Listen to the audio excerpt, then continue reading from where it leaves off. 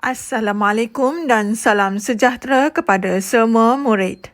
Pada hari ini, kita akan membincangkan tentang komponen sastra antologi Bintang Hati tingkatan 3 yang bertajuk Puisi Tradisional Syair Burun Nuri yang akan disampaikan oleh Cikgu Farah Fasia, iaitu Guru Bahasa Melayu dari SMK Seri Pagi Seremban Negeri Sembilan. Standard kandungan yang akan kita ikuti adalah 4.1 memahami dan mengapresiasi karya sastra. Manakala standard pembelajaran adalah 4.1.2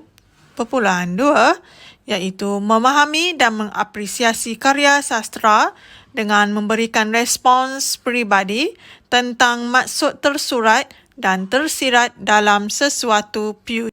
Seterusnya, objektif pembelajaran adalah pada akhir pembelajaran, murid-murid akan dapat menyatakan maksud syair yang dikaji. Yang kedua, menghuraikan tema dan persoalan syair. Ketiga, menghuraikan bentuk syair yang dikaji. Keempat, menganalisis gaya bahasa pengulangan dalam syair yang dikaji. Dan yang terakhir, menyatakan 2 nilai serta 2 pengajaran yang terdapat dalam syair yang dikaji. Baiklah semua murid, jom kita hayati bersama syair Burun Nuri. Bermula warkah surat rencana ikatan fakir yang sangat hina. Sajak dan nazam banyak tak kena, daripada pendapat kurang sempurna. Serangan sungguh amatlah leta, peritnya akal gelap gelita. Hemat pun rendah, daif beserta tambahan badan miskin dan nista. Beribu ampun kiranya Tuhan, atasnya ulur fakir nistawan. Daripada masyhul gundah merawat, terperilah madap patik nintuan. Tuliskan saifah supaya nyata barang yang gairah di dalam cinta. Terfikir-fikir bukan menderita, dakwat dan kertas tempat berkata.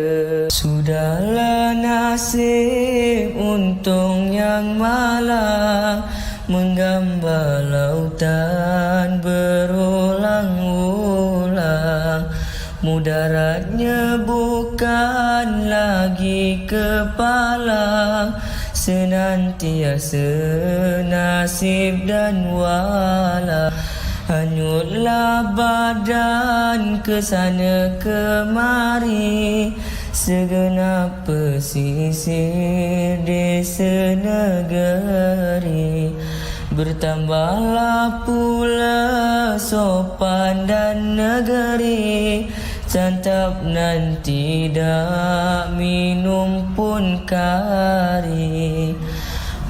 Bangun terjunun badan suatu, lenyaplah fikir budi pekerti. Jikalau kiranya hamba turuti, daripada hidup sebaiknya mati. Baiklah, semua murid telah mendengar bacaan syair daripada kawan anda.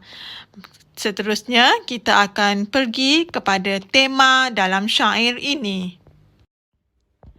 Tema dalam syair ini mengisahkan tentang adab dalam kehidupan seseorang, di mana penyair menceritakan adab yang ditempuhi oleh seseorang seperti masalah kekecewaan. Baiklah semua murid, dalam syair ini terdapat 5 persoalan. Yang pertama, ilmu pengetahuan. Kedua, kekecewaan. Ketiga, kebijaksanaan. Keempat, rasional. Dan yang kelima, keserdahan. Dalam syair ini adalah rangkapnya berbentuk terikat yang mengandungi 8 rangkap dan rima. Rima akhir bagi semua rangkap syair adalah sama, iaitu A, A, A, A. Terdapat 10 hingga 13 suku kata dalam syair ini. Manakala terdapat 3 hingga 6 patah kata bagi bilangan perkataan dan yang terakhir semua baris ialah maksud, yang mana terdapat 4 baris bagi setiap rangkap. Seterusnya adalah gaya bahasa asonasi, yang mana perulangan vokal A, contohnya bagi baris barang yang gairah di dalam cinta. Gaya bahasa yang kedua yang terdapat dalam syair ini adalah aliterasi. Contohnya, perulangan konsonan S dalam baris dituliskan syahifah supayanya. Seterusnya, anafora yang bermaksud perulangan perkataan yang sama pada awal baris.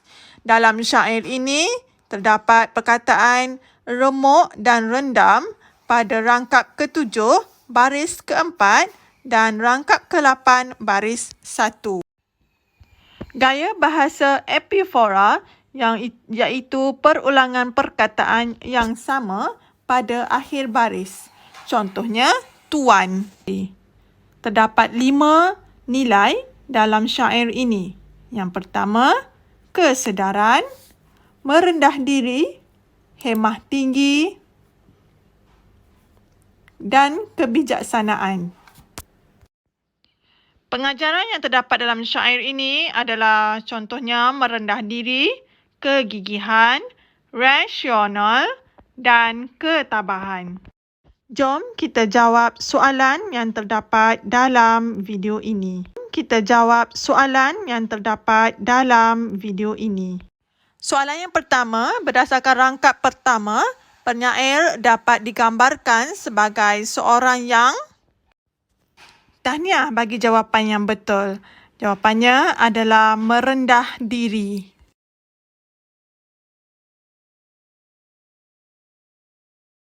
Soalan kedua, bertambahlah pula sopan dan negeri, santap nan tidak minum bengkari. Sekiranya merantau di tempat orang, kita perlu menikmati hidangan dengan... Apakah jawapan murid? Ya, betul. Jawapannya adalah beradab.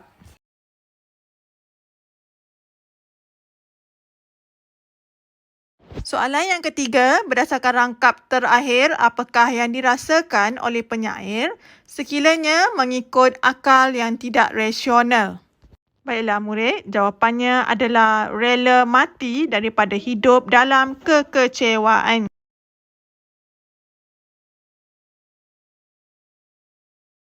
Soalan keempat, penggunaan tak daripada perkataan tidak dalam baris sajak nan nazam banyak tak kena merupakan pengguguran huruf di tengah-tengah perkataan.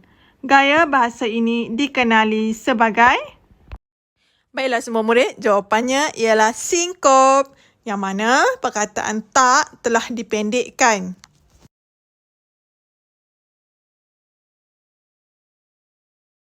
Soalan kelima, syair menekankan kepentingan hidup beradab. Pada pendapat anda, apakah adab yang patut kita amalkan apabila berada di dalam kelas? Bagus semua murid, jawapannya ialah B, memberikan tumpuan ketika belajar.